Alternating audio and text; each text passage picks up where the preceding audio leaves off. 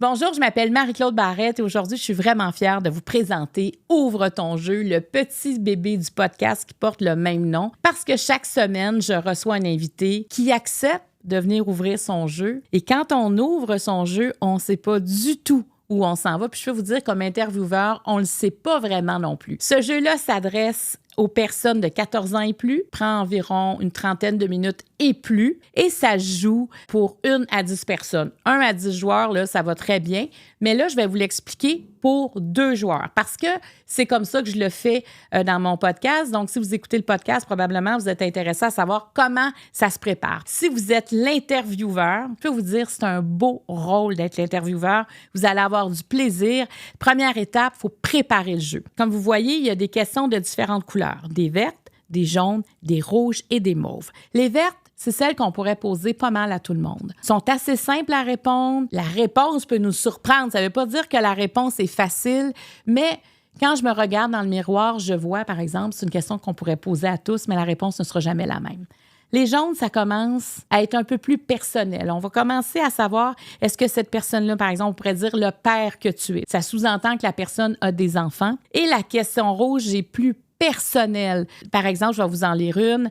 Quelle est ta définition de l'intimité? Je ne poserai pas ça tout de suite en question verte, mais là, on est réchauffé. On peut commencer à parler l'intimité, sexualité.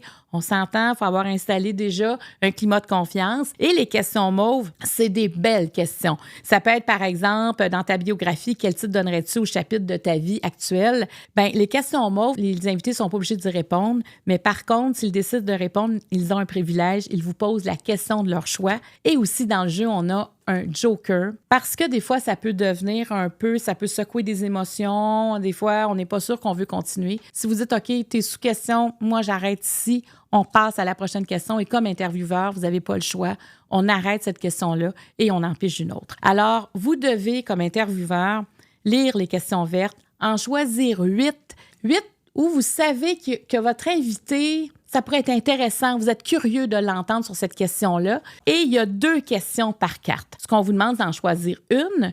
Donc, essayez de les retenir, parce que quand vous allez les lire, laquelle vous avez choisi entre les 2, ou sinon, prenez-les tout simplement en note. Pas plus compliqué que ça. Ensuite de ça, vous faites la même opération avec les questions jaunes. Bon, les questions jaunes, vous en choisissez 6. Les questions rouges, vous allez en choisir 5.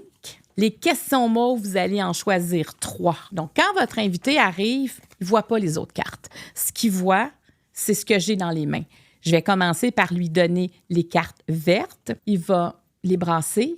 Il va vous en donner 4. Les 4, vous allez les déposer. C'est vous qui allez lui lire. Vous lisez les 4 questions. Vous lui demandez d'en choisir une. Il doit répondre. Et quand je dis il doit répondre, vous devez l'écouter à ce moment-là. Quelle est sa réponse? Et les sous-questions vont venir.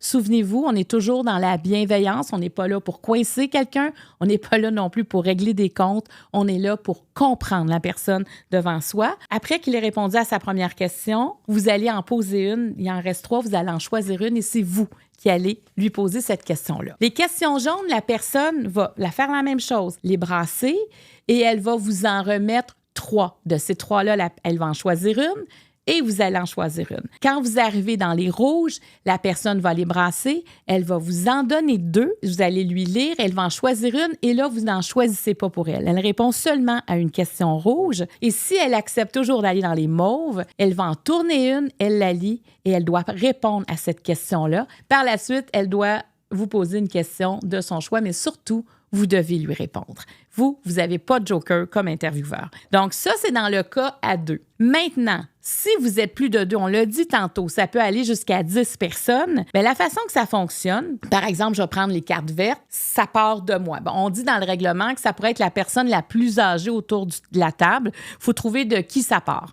Donc, si c'est moi la personne la plus âgée, par exemple, je vais brasser les cartes. Je vais demander à mon voisin de gauche de piger une carte. Et là, je vais lui lire les 2 questions. Et il doit répondre à une des 2 questions. Mais il y a quelque chose qui s'ajoute. On a la question ricochet quand on est à 2 et plus. Et la question ricochet, c'est par exemple l'invité, bon, quelle est ta vision des vacances idéales? Hey, moi, je n'ai pas envie de répondre à ça. On pourrait dire, tiens, toi, tu vas lui répondre. On peut le donner à quelqu'un d'autre qui est autour de la table et ça évite à la personne de répondre. Donc, quand on est en groupe, on a le joker qu'on peut utiliser et la question ricochet. Alors, vous comprenez que cette personne-là va brasser, va faire piger l'autre. Donc, on fait un premier tour de table. On le fait avec les questions jaunes, les questions rouges, les questions mauves. Et l'objectif, souvent, quand on est en groupe, il y en a un qui raconte de quoi, l'autre part sur d'autres choses et on ne sait jamais la fin de l'histoire. Donc là, ça vous donne le prétexte de dire « Hey, gang, on écoute, elle répond », parce que ça fait partie des règles du jeu, donc on n'offense personne, mais c'est d'apprendre à écouter, d'apprendre à découvrir l'autre. Des fois, ça nous permet de moins juger les autres parce qu'on les comprend davantage. Alors, règles du jeu, bienveillance, respect, écoute, mais surtout, ayez du plaisir.